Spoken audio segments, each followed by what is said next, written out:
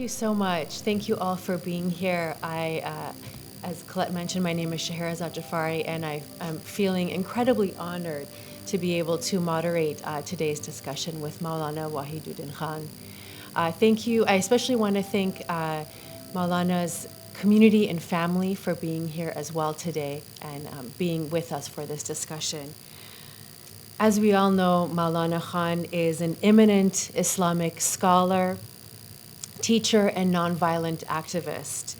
For his lifelong contributions to world peace, he has received numerous awards, far too many for me to list them all here. We'll be there all day, but including one of the highest honors in India, the Padma Bhushan Award, the National Citizens Award presented by Mother Teresa, and recently from the 2015 Forum for Promoting Peace in Muslim Societies. His Center for Peace and Spirituality International, CPS International, draws inspiration from the Quran and the life of the Prophet Muhammad to promote peace and spirituality through interfaith efforts. And Maulana Khan has authored thousands of articles in over 200 books, of which we have some here, on Islam, prophetic wisdom, peace and coexistence in a multi-ethnic society. His most recent book, which we have the great pleasure of hearing about today, is called The Age of Peace. And before we have a chance to hear from Maulana himself, we have the great pleasure of having with us Dr. Said, who will introduce us to the book. Dr. Said, as we know, is the Director of Interfaith and Community Alliances at the Islamic Society of North America, ISNA. Prior to this, he served for 12 years as the Secretary General of ISNA. And Dr. Said has also served as the Secretary General of the International Islamic Federation of Student Organizations and as the General Secretary of the Association of Muslim Social Scientists. And he's also one of the founders of the Quarterly American Journal of Islamic Social Sciences. So thank you so much for being here, Dr. Said, and we are looking forward to your thoughts on the Age of Peace. Salam Alikum. What a great pride and what a unique opportunity to welcome Maulana Wahiduddin Khan, a unique scholar in the area of peace building in Islam. And today also welcoming his family and his friends who have traveled all the way from India. On behalf of my organization, Islamic Society of North America, which is celebrating its 52nd anniversary of its existence, what that means is it was born on the same day, same month, same year when Martin Luther King had his dream speech in America. So we are the result of that dream. People think that that dream turned America into a more inclusive society in terms of different races and ethnicities. But the fact is that America became more inclusive in these 52 years in terms of religious diversity as well, because a new religion was added to the American religious landscape.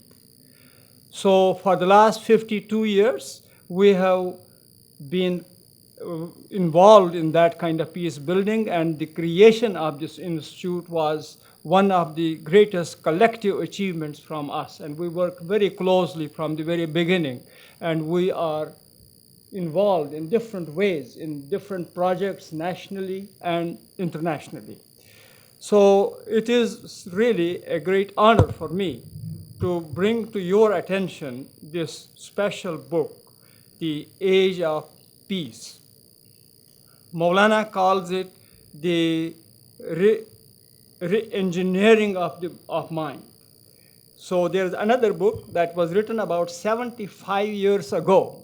It was called Reconstruction of Islamic Thought. It was written by one of the topmost scholars of Islam, Allama Iqbal, Reconstruction of Islamic Thought. Because at that time, he thought that there has to be a reform in the Islamic theology, Islamic jurisprudence, and so on. And then he thought that in order to have that reform, we should have some state, we should have some homeland where we can introduce that reformed understanding of Islam. But the politicians took the second part of his claim and forgot the first part. That is, they created a homeland called Pakistan, but they did not continue the vision of Allama Iqbal to have a reconstruction of Islamic thought. So today, we are not talking just of reconstruction of Islamic thought, we are talking about the what do you call it? This is a new word, the re-engineering of the mind. So this is a unique book in that sense. But I want to tell you that books of this nature, Maulana's books, because they are introducing a new thought, they are controversial. There are people who like them, there are people who don't like them. And I'm sure that this book will be burned in many parts of the Muslim world. And I'm sure that if it is not burned, it will be banned in many parts of the Muslim world. But I want to say that during the last 52 years, the community that we have created in this country, they are open-minded. They are ready to discuss and debate. They don't support the burning and the banning of the books.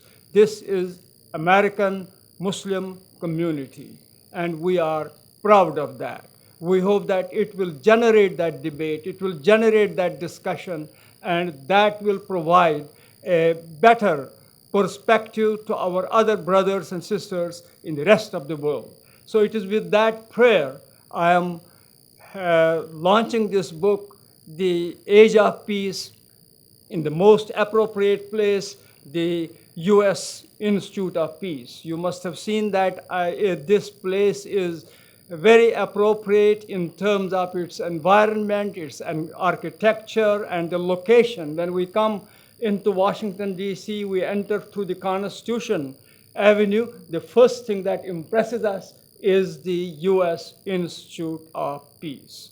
So I conclude with the prayer that Allah subhanahu wa ta'ala, Almighty God, He opens up the hearts and minds of everybody and helps us to understand and to discuss what Maulana has to offer us. You know that he is our guest in our 52nd annual convention in Chicago. So I want to invite all of you to come to our convention and to continue the discussion that we will have today. Shukran, jazakallahu khairan. Thank you very much. Thank you so much. Thank you.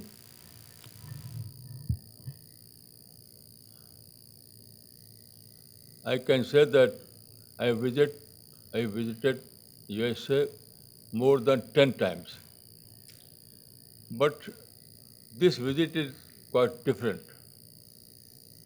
This time I am here to introduce my latest book, The Age of Peace. I can say that I'm a born pacifist. Born pacifist. Peace was my subject. I love peace and I wanted to know what is peace. So I studied so many books. Then I published several books on peace. This is my latest book, The Age of Peace.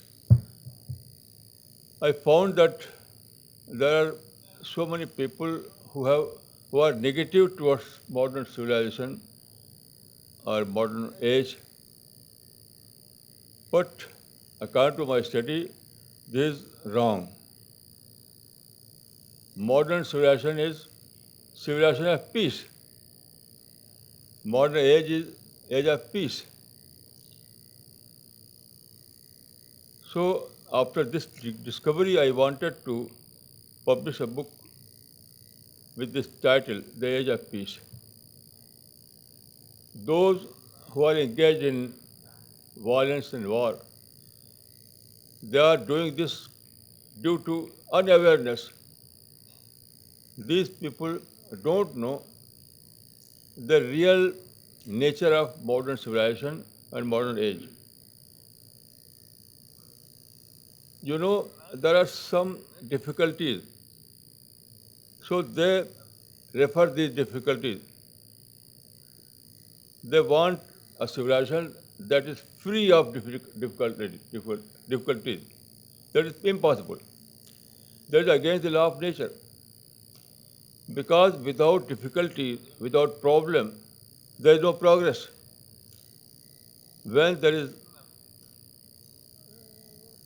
problem, when there are differences, it leads to discussion, interaction. And through interaction and through discussion, our journey is continued towards our goal, that is finding the hard truth. So according to my study, present age is age of peace. Present and civilization, modern civilization is civilization of peace. So those who are engaged in violence, I wanted to make them aware of this fact. It is my belief that present age is age of opportunities, but age of opportunity explosion.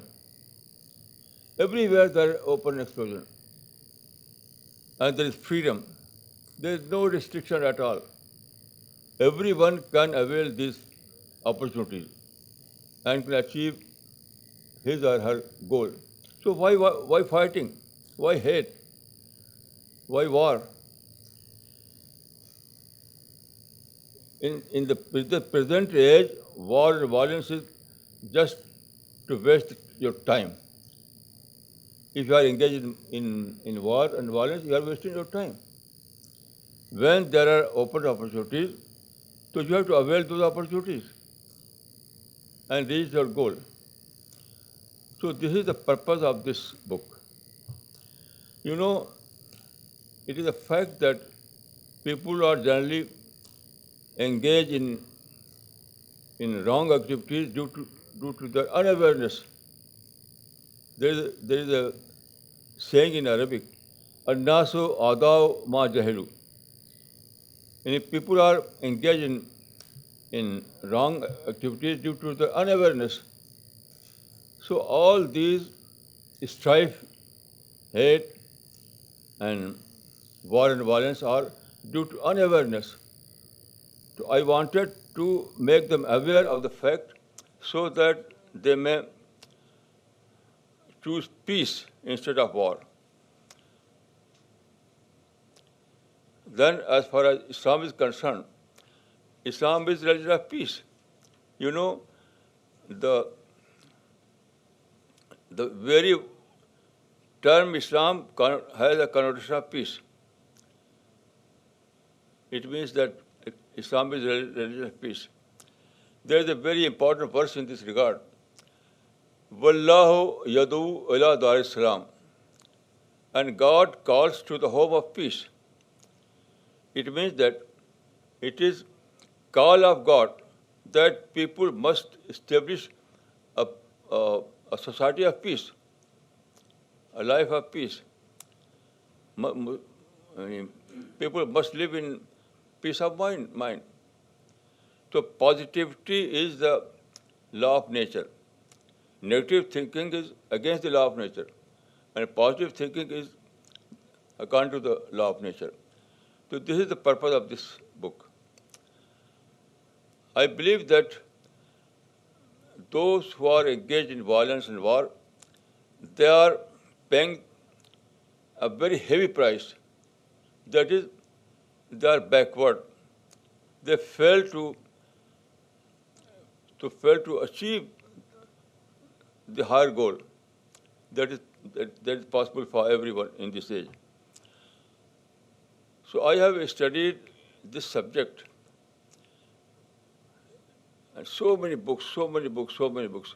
And I can say that this book is gist of my study.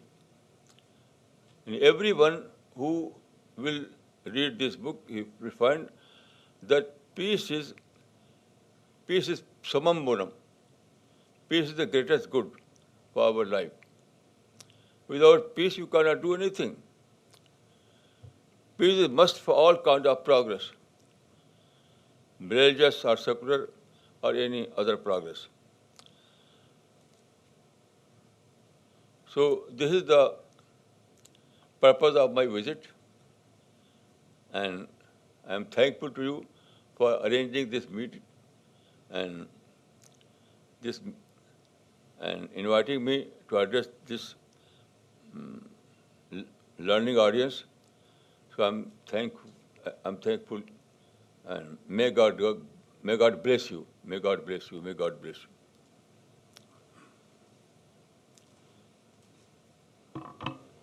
Thank you so much. Thank you, Maulana. We're going to now have time for questions and answers from Maulana. And I'd like to start with one question, something that I know, Maulana, you have written about extensively, you talk about frequently, and I know it's an important part of your book here, which is the message that we need to be working for peace without conditions. So I wanted to see if you could say more about that. What does that mean, working for peace without conditions? What does Islam say about that? I visited some Muslim countries who are engaged in violence. So I asked, why you are engaged in violence? Why this war? They said, yes, we want peace, but we want peace with justice. This was their answer. Give us justice and we will give you peace. So I was struck with this answer. Then I discovered that this answer is unnatural. This answer is unnatural because according to the law of nature, justice is not part of peace. It is very important. It is my discovery that justice is not part of peace. Justice is part of your own endeavor, your struggle. So, according to the law of nature, this I told them, according to the law of nature, first of all, you have to establish peace. Peace will open the opportunities. And by availing these opportunities, you can avail justice.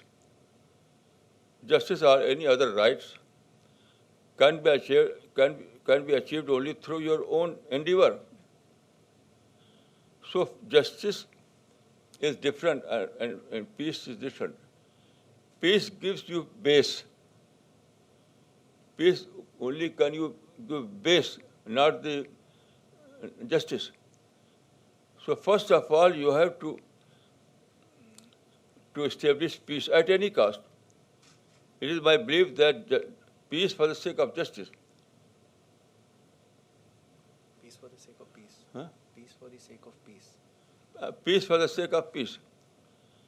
Peace for the sake of peace. So first of all, you have to establish peace at any cost. Then peace will open all the doors of opportunities. And by availing these opportunities, you can achieve your goal. And this formula I discovered in the Quran, from the life of the Prophet of Islam. Prophet of Islam was born in a tribal society. At that time, there were tribal means, age of tribal means age of violence. So Prophet was born in this society. So there was violence, there was war. But Prophet tried to establish peace, and he gave all kind of price for this purpose. And when there was peace, there was opportunity, and Prophet then availed those opportunities. And the result was that he emerged a successful you know, Dr. Hart has published a book, The 100. In this book, he says that the Prophet of Islam was supremely successful person. But in this book, you cannot find the method. And why Prophet became, why Prophet emerged as a supremely successful person? Due to following this formula. The formula of Prophet of Islam was that you have to establish peace at any cost. Peace will open the door, all the door of opportunities, and you have to avail these opportunities by wise planning. And the result is your is just success. This is my finding. Thank you. Let's open it up for questions and discussion. If you can please say your name and possibly your affiliation, and then your question, your comment. Would anyone like to start?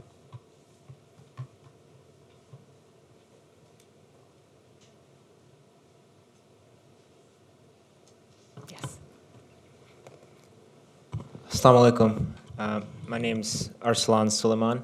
I work at the State Department currently as the acting U.S. envoy to the Organization of Islamic Cooperation. I wanted to thank the Maulana for coming to the United States and for discussing his book, and for all of his delegation members as well.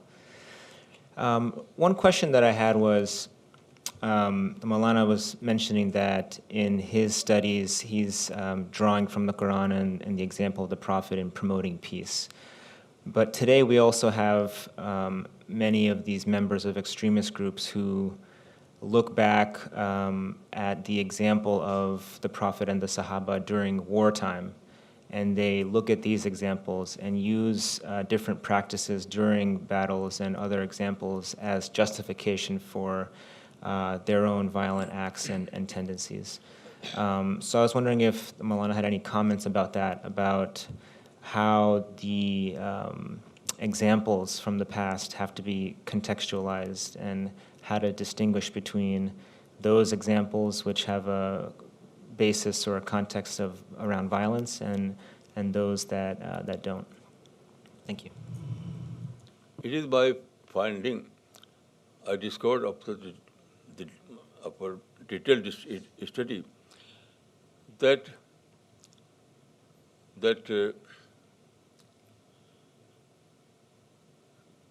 war in Islam was due to age factor. It was not Islam's own choice. Islam never wanted to wage a war. But as it was age of tribals, and tribal means age of wars. So due to this, that they always wanted to engage Prophet of Islam in wars. But Prophet always managed those wars. And in Islam, there was no full-fledged war. Full-fledged war means at least 6 days war, minimum. But there was no full-fledged war. All those so-called wars were skirmishes.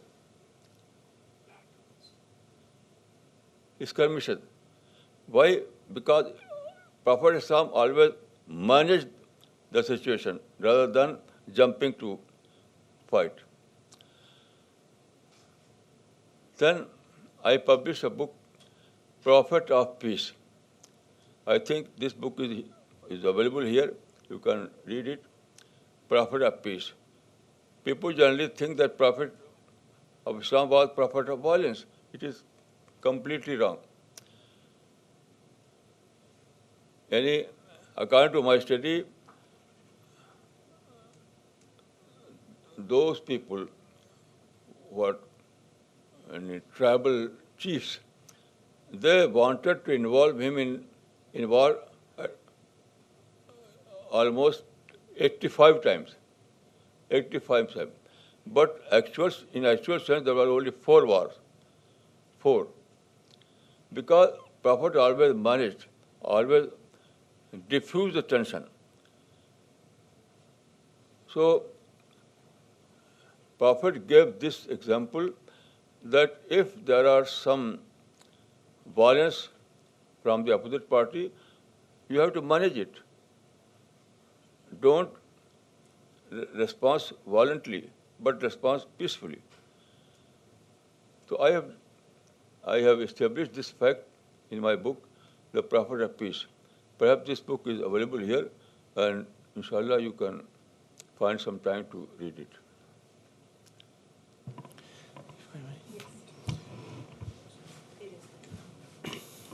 Good afternoon. My name is Emre Cilic. I preside over the Rumi Forum, and our honorary president is Mr. Fethullah Gulen. Linking to what was just asked, what do you see as the causes for so many people rushing to such groups? We have a history of now ISIS and Boko Haram and Al-Qaeda and numerous other types of groups. What is the reason that so many, particularly educated, affluent Muslims in the West run towards such groups? And what do you see as possible or probable solutions for such prevention of the formation of such groups? Thank you. Very simple answer. I will give you a very simple answer. That is, you have to differentiate between Islam and Muslims. These people are Muslim, belong to Muslim community, but they are not Islam. Islam is an ideology. Islam itself is not a community. Islam is an ideology. So you have to judge Muslims by the teaching of Islam and not vice versa. Then these people are always, and according to my study, these people are remnant of tribal culture. All those people who are engaged in war, they are remnant of tribal culture. So it requires education. I think Muslims are backward in education. By education, I mean modern education. So the root cause is their backwardness in education. So simply condemnation will not work. Simply waging war against them will not work. You have to educate these people. Without education, you cannot eliminate this phenomena. I'm myself engaged in this cause. I published so many books in different languages. I want to educate these people. So I can say that there are thousand people who have abandoned violence due to my literature, due to my mission. So there is a dictum adopted by UNESCO that violence begins from mind. I would say that peace also begins from mind. If your thinking is peaceful, then your act will be peaceful. If your thinking is violent, then you will be violent. So education means to make people aware of the fact, to awaken the mind of people. So awakened mind, inshallah, will not do like these things. Only those people who are not awakened, they are engaged in violence. So we are doing in both the aspect, education and literature. this is the right solution to this problem. Actually, these modern educated people are misled because of the wrong information, misinterpretation of the ideology of Islam, and full of the internet. There are many sites on the internet which are full of the wrong information, misquoting, and like they have developed the concept of Khilafat, which is totally un-Islamic. There is no verse in the Quran which says that you have to establish Khilafat.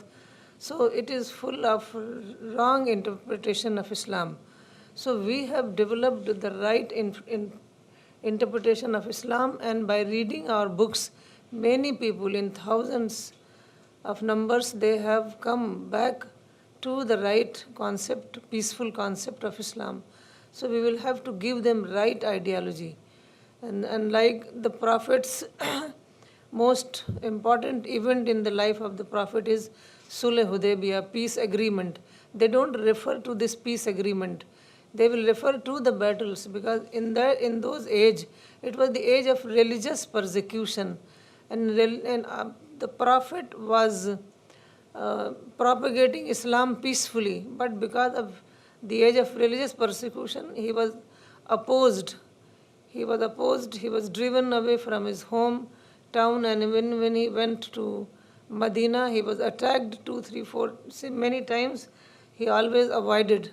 So they refer only to those skirmishes which led because of the opposition, and they don't refer to the Prophet's stand of tolerance, stand of avoidance, stand of peace treaty. And this peace treaty Prophet had accepted had made by accepting all the conditions unilaterally. Humiliating conditions he accepted, because he knew that once peace prevails, then we can do everything. All constructive activities are possible in peaceful conditions. So they don't refer to all these things which the Prophet did as a matter of ideology. What the Prophet did as a matter of compulsion, because the enemy was attacking him, so he had to defend himself. So they think that is the principle. So it is total misconception, misinterpretation of the ideology of Islam. And they have filled with those things in the internet, and these people are being misled by the information, wrong information on the internet.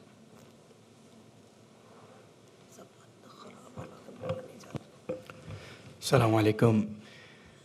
My name is Saeed Muqtadir. I'm the president of All Dallas Area Muslim Society, known as Adam Center. Maulana will be honored to host you this Saturday at 6:30. You're all welcome to join us at Adam Center. It will be an honor, Maulana, to have you there. It's indeed an honor to speak to you today. My particular question is from a wisdom. If you look at the peace process, historically, it has always been a struggle with the political objectives or nationalistic objectives more than anything else that creates the barrier in peacemaking. In actual peacemaking, in your mind, do you see a role that the political process of the politicians can play that can endure peace rather than violence and so on? I don't think that political leaders can play a role. Only education. Only education. When there is education, there is peace. The one example is the history of Islam. In the early period of Islam, there was this war and violence. But Prophet Islam tried to educate the people, not in modern sense. There was no such schools. But Quran itself was a source of education.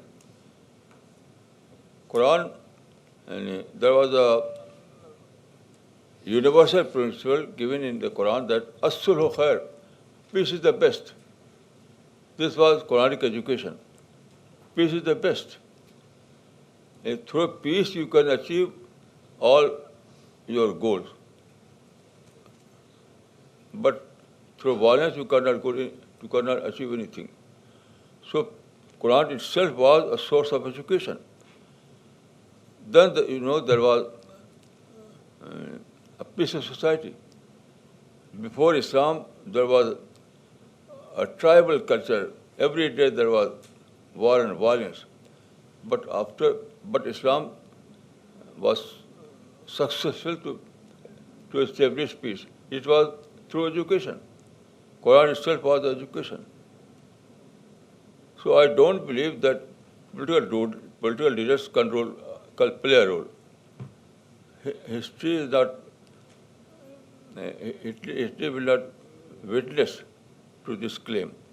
Only preachers, only spiritual persons, only religious personalities, only educators can establish peace. The greatest role in this regard is educators' role. Educators, not in formal sense. I believe that in formal education and informal education, both can play a role in this regard. And I am myself is an educator.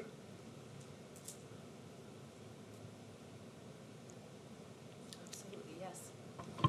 Maulana, follow up on this question, which was very relevant.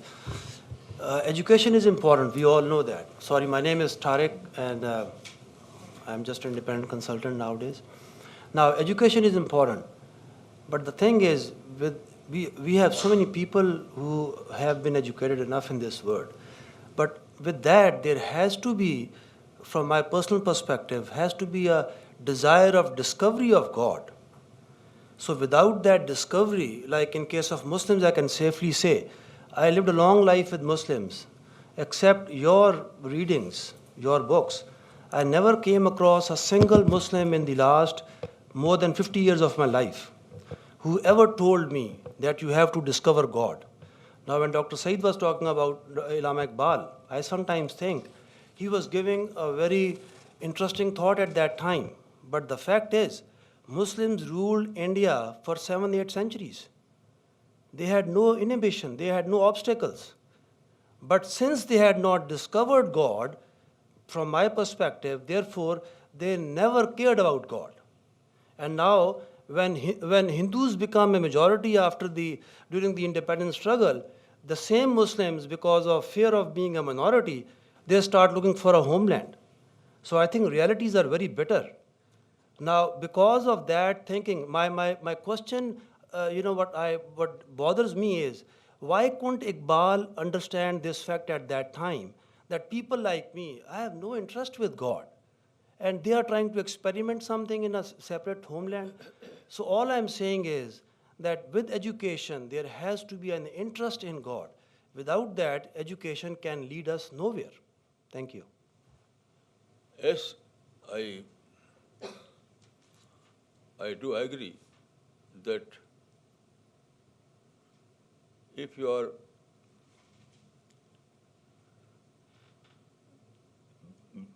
a believer in God, in true sense of the word, then you are a spiritual person, you are a pacifist, you are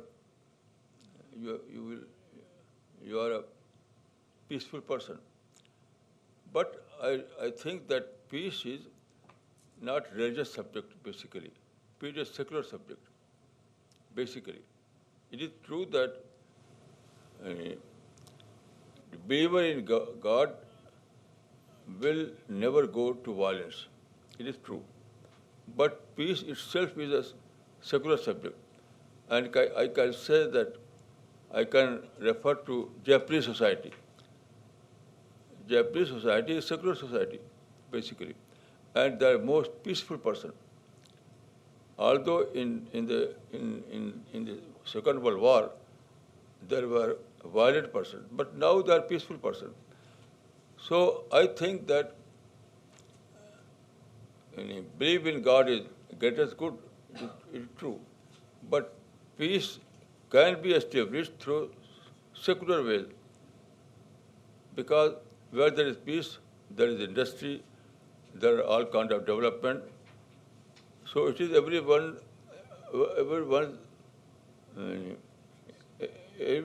own interest. Everyone wants to uh, to do business, to do all those things that is good for his life or his family's life. So it is everyone's concern to find peaceful situation. So I can say that peace is not religious subject basically. It is secular subject. It is my belief. Although in Quran and Hadith there are so many verses that preach peace.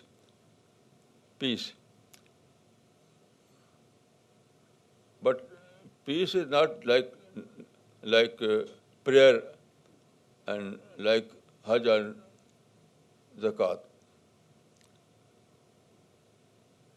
Where there is peace, there is religious activities also. So it is religious concern to establish peace, because without peace there is no religious activities. But at the same time, without peace there are no secular activities, educational activities, industrial activities. This is my personal belief. Thank you.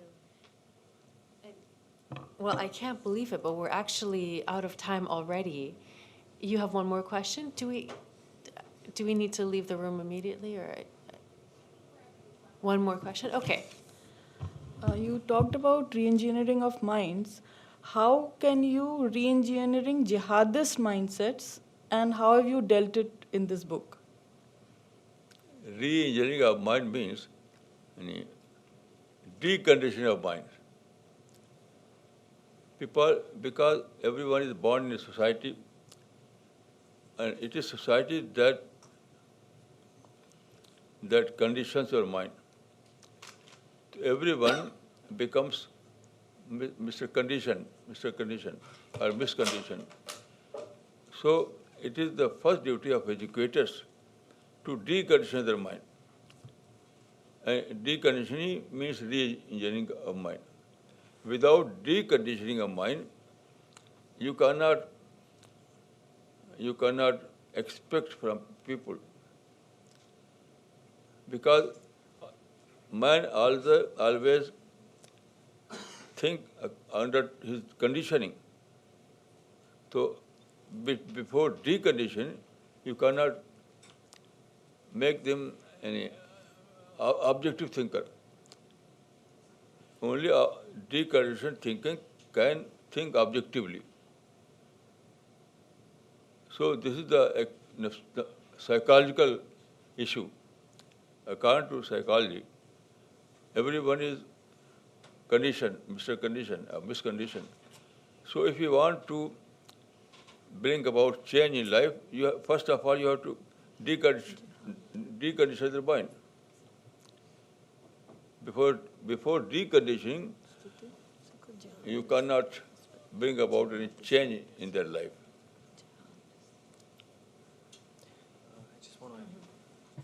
I just want to add something. My name is Rajat Malhotra, and I've been associated with Maulana's Center for Peace and Spirituality for last 15 years. And I come from non-Islamic background. And I can say that, I am a product of, that re-engineering of mind that he talks about. Because when I met him, I was living in hatred and in the concept of we and they. And then, his peace process initiated, and, that changed my life completely. And as a result, I'm sitting here in front of you, completely 360-degree, turned around in my life. And I want to give a real life example as to how Center for Peace and Spirituality does that, and that is way of doing several workshops that we organize. So in one of the workshops there were some Muslim scholars, ulemas, who were present, and Maulana was kind of checking as to, what is their thinking process. So in one of the sessions, he asked one of the ulema that, do you hate, people? So he said, no, Maulana, I'm totally free of hate. So he asked him, okay, I want to know, do you hate Christians? So he said, no, I don't hate Christians. So then Maulana said that, do you hate Hindus? He said, no, I don't hate Hindus. He said, do you hate this political party, that political party? So to every question, the answer was no. But the moment Maulana brought about, do you hate Jews? He almost stood up and he said, of course, they are our enemies. We should kill them. So Maulana was able to find out, that in the heart of his hearts, he had this hatred. So then he started, his process, and he said that, do you know that one of the Islamic teaching is that if you have even an iota of hatred, God will not enter you into paradise. So, this whole process of re-engineering is about giving a counter ideology, telling them that what they are doing is not definitely going to take them to paradise, rather it is going to take them to hell. So unless you make these, these suicide bombers, these jihadis, believe from the very own scriptures that they refer to, and tell them that what they are doing is un-Islamic, it is unlawful, and God will not pardon it, they will not move from that path. So Maulana's mission, Maulana's Center for Peace and Spirituality, his work is actually engaged in doing that. And while I was not a jihadi, but of course I lived in, this hatred concept, and, I am a product of that re-engineering process. So this is all that, he has been doing. And when he says he's an educator, there's several workshops that, we do in Delhi and outside Delhi. And the entire focus is to make people positive oriented, contributing citizens, towards universal peace. So I just wanted to add to that, yeah. Yeah, so Kashmir is one example, and the government of India recognizes Maulana's work, and there are several people, jihadis, who have given up, arms, and they have taken. You would be very happy to know that they have taken to the field of education. So and we did several workshops, and in one of the workshops, the stone thrower came and he stood up and he said, Maulana, I pledge in front of these 200 people that I would never ever throw a stone, and I would rather, give them a book of peace. So that is exactly, what his, center is doing, and his re-engineering process is all about. Yeah. Well, that's a powerful example to end our discussion. Thank you for sharing that, and thank you all for being here. Maulana, it's been a true honor. Thank you for sharing your time with us, and thank you for being the teacher for so many people around the world, touching hundreds of thousands of lives. We're honored to have you here. Dr. Saeed, thank you also for being here and for introducing us to the Age of Peace.